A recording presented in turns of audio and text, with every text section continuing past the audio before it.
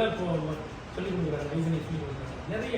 அதாவது எப்படின்னா இந்த ரீசனிங் எல்லாம் பார்த்தீங்கன்னா ஒன்றும் கிடையாது, 4 பேர் இருக்குன்னு வச்சுங்களேன். இப்போ வந்து ஒன்றும் இல்லை, 1 வந்து 4 என்ன எடுக்கணும்னு சொல்லுவீங்க 4 பேர் இந்த மாதிரி இருக்குன்னு வச்சுங்களேன். இப்போ வந்து அவங்க உதாரணத்துக்கு பார்த்தீங்கன்னா அவங்க பேர் வித்தியாசமாக இருக்கலாம், அல்லது வந்து நீங்கள் வந்து ட்ரெஸ் வித்தியாசமாக இருக்கலாம். ஆச்சா அதே மாதிரி வந்து ஒரு பேர் வந்து சில சமயத்தில் வந்து எல்லாருடைய பேரும் வந்து ஒரு B7 ஆரம்பிக்கலாம், ஒன்று வித்தியாசமாக இருக்கும். ஸோ அது மாதிரி ஏபிசிடி வருதுன்னு வச்சுக்கோங்க. ஏபிசிடி வந்து இப்பயுமே ரீசனிங்க்கு ஒரு முக்கியமானது. ஏபிசிடியில் வந்து A to Z இருக்குது 26 லெட்டர்ஸ். அதை கரெக்டாக நம்பர் போட்டுக்கிட்டிங்கன்னா அதை ஜம்பிள்டாக கொடுப்பாங்க. ஜம்பிள்டுனா எப்படி, இங்கே A அங்கே Z, இங்கே B இங்கே Y, அந்த மாதிரி கொடுப்பாங்க.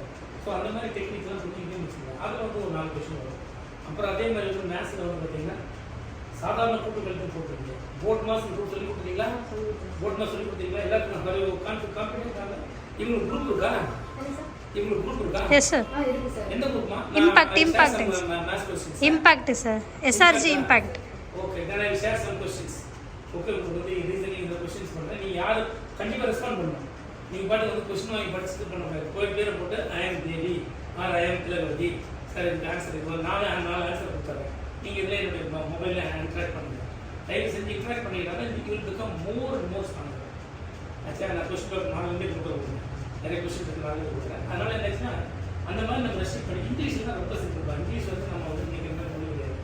இங்கிலீஷில் வந்து கிராமருக்கு கிராமர் மிஸ்டேக் தான் முன்னாடி கொடுப்பாங்க. கிராமர் மிஸ்டேக் என்னென்னா உங்களுக்கு ஃபர்ஸ்ட் பர்சன் சிங்குலர் என்ன? Very good. ப்ளூரல் சரி. செகண்ட் பர்சன் சிங்கிள் சிங்குலர் என்ன? Plural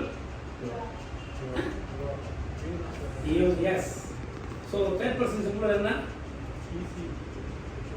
easy. ப்ளூரல் என்ன? ஸோ இதுதான் எல்லா இங்கிலீஷும் அடிப்படை. ஒரு வரி ஒன்று நேரம் வச்சுக்கோங்க. தேர்ட் பர்சன் சிங்குலர் வந்தால் எஸ் போட்டுக்கணும். இப்போ ஐ ரன், ஐ கோ. வேறஸ் வந்துச்சுன்னா he goes, he goes, she goes, she does. So மண்டல தேர்ட் பர்சன் சிங்குலர் அடுத்த லெட்டர் வந்துச்சுன்னா அந்த எஸ் கேட்கும். இதுதான் வந்து அடிப்படை.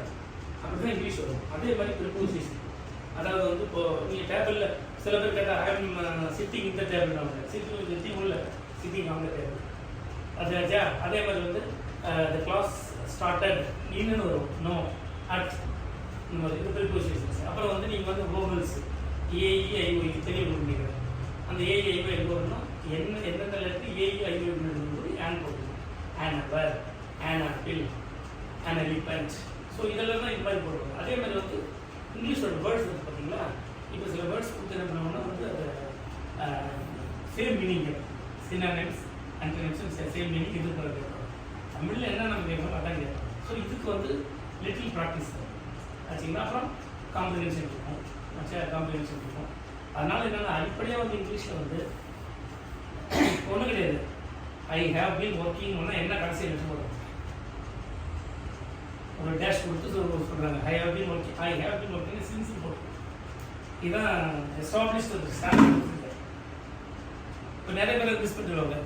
I have been working since 2000 2000 work பண்ணுறேன்.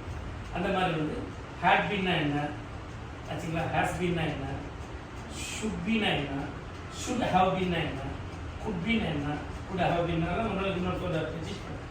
ஸோ இது நம்ம புரிஞ்சுக்கிட்டோம்னா நமக்கு வந்து ஒரு நாளைக்கு கொஸ்டின் பேப்பர் வச்சு சால்வ் பண்ணோம்னா நம்ம ஈஸியாக ஆகிடுச்சு இங்கிலீஷ். எதை நம்ம இந்த எக்ஸாம் பொறுத்து எது ஈஸியாக இருக்குன்னா இங்கிலீஷ் கற்றுலாம், மேத்தமெட்டிக்ஸ் கான்செப்ட் கொஞ்சம் கற்றுக்கலாம், ரீசனிங் கற்றுக்கலாம். ஜிகே மட்டும் லிட்டில் கொஞ்சம் ப்ரிப்ரேஷன் தேவை. ஜிகே மட்டும் என்ன, பிகாஸ் நம்ம ஏரியா வாசினால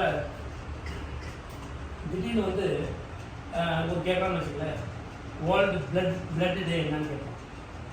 அது இன்டர்நேஷ்னல் விமென்ஸ் என்னைக்கு வந்து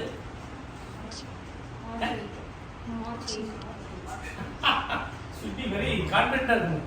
அதான் டவுட்டே வரக்கூடாது. இன்டர்நேஷ்னல் விமென்ஸ் சொன்னால் மார்ச் 8. ஆச்சா ஜனவரி ஃபர்ஸ்ட் என்ன வரும், நியூ இயர் அந்த மாதிரி வரும் இல்லையா. 25th என்ன வரும், 26. ஸோ இந்த மாதிரி வந்து ஃபேமஸ் பேர்ட்ஸ் இதெல்லாம் வந்து நீங்கள் எடுத்துக்கிட்டீங்கன்னா அது வந்து நம்ம இப்போ இந்த எக்ஸாம் மட்டும் இல்லை, எல்லா எக்ஸாமும் யூஸ் பண்ணலாம். ஸோ ஸோ அதனால் இந்த எக்ஸாம் பொறுத்த வரைக்கும் ரொம்ப ஈஸி, நெவர் திங்க் ரொம்ப இது பண்ணுவாங்க. நீங்கள் இந்த ரீசனிங்கில் எத்தனை மாடல் எடுத்துருக்கீங்க? எல்லாமே பண்ணிட்டீங்களா? இதை கவர் பண்ணி எனக்கு 20 மேத்ஸ் கொடுத்துருவேன். இந்த மேத்ஸில் வந்து பார்த்தீங்கன்னா இப்போ நிறைய பேர் வந்து பார்த்தீங்கன்னா நிறைய பேர் சிம்பிளாக தான் இருக்கும்.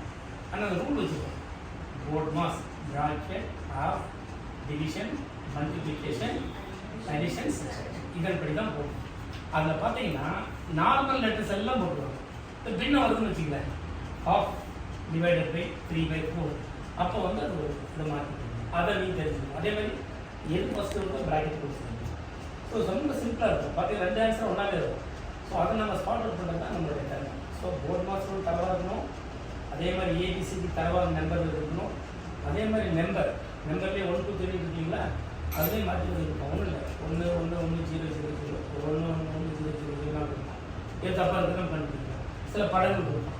படங்கள் பார்த்தீங்கன்னா உங்கள் வாட்ச் கொடுத்துருப்பான், டைமிங் வந்து இந்த பக்கம் 9 காட்டணும், வாட்ச் கொடுத்துருப்பான். இல்லை வந்து நீங்கள் ஒரு முக்கோணத்தை கொடுத்துருப்பான். அந்த மாதிரி வந்து நான் நிறைய கொஸ்டின் ஷேர் பண்ணுறேன். டெஸ்ட் அப்ளைசர் கொஸ்டின் ஷேர் பண்ணுறேன். விளையாட மாடல் எக்ஸாம் இது வரைக்கும் நடத்துன வரைக்கும் நம்ம விளையாட மாடல் எக்ஸாம் உங்களுடைய அப்போ ஏன்னா எந்த எக்ஸாம்னா பயன்படுத்திருக்காங்க. நம்ம டெஸ்ட்டை நாமளே நம்மளுடைய நாலேஜை டெஸ்ட் பண்ணி பார்க்கணும். வேர் வி ஆர் வீக், என்ன நம்ம இம்ப்ரூவ்மெண்ட் பண்ணணும்னு சொல்லி பார்க்கணும். ஒன்ஸ் நீங்கள் தரவாயிட்டீங்கன்னா எந்த அடுத்த கட்டம் நீங்கள் வந்து பேங்க்கோட ப்ரொபேஷன் ஆஃபீஸர். இன்றைக்கி வந்து நீங்கள் எஸ்எஸ்சி எழுதிட்டீங்கன்னா அடுத்த கட்டம் பேங்க்கோட ப்ரொபேஷன் ஆஃபீஸர். லைஃப் ஸ்டைலே வேறு மாதிரி இருக்கும். ஸோ அது மாதிரி பண்ணலாம். ஜிகே மட்டும் நான் ஒரு ஐடியா பண்ணியிருக்கேன். உங்களுக்கு வந்து ஜிகே வந்து ஒரு ஏற்கனவே ஒன்று எடுத்து வச்சுருக்கேன். ஒரு 30-40 டாப்பிக்கில் எல்லாம் கவர் பண்ணி எடுத்துருக்கேன். அந்த 40 டாப்பிக் எடுத்து வந்து உங்களுக்கு கொடுத்தாங்க. அதை நீங்கள் படிச்சுக்கணும். சச்சா பழைய கொஸ்டின் படிச்சுக்கணும். பண்ணிட்டு வந்து ப்ராக்டிஸ் 3 மாதம் ஜூன் மாதம் கல்வெட் பண்ணுவாங்க. +2 கல்வெட் பண்ணிட்டாங்க இல்லையா? யாரும் +2 எழுதல, டிகிரி தான் இப்போ எழுத போறீங்க. சிஜிஎஸ் தான் எழுத போறீங்க. ரைட். ஜூன் மாதம் கல்வெட் பண்ணுவாங்க. 2 ஸ்டேஜ். அவங்களாம் நீங்கள் ஒரு ஸ்டேஜ் கிளியர் பண்ணீங்களா? அதனால் பொறுமையாக ப்ராக்டிஸ் பண்ணால் கண்டிப்பாக பாஸ் ஆகும். So guide. ஸோ நான் நாளைக்கு நெக்ஸ்ட் வீக் ஒரு நாளைக்கு வந்து எல்லா சப்ஜெக்ட்டும் 4 சப்ஜெக்ட்டும் கொஞ்சம் நம்மளுக்கு வந்து டெக்னிக். ஓகே, உங்களுடைய இம்பேக்ட் தான் நான் உங்களுக்கு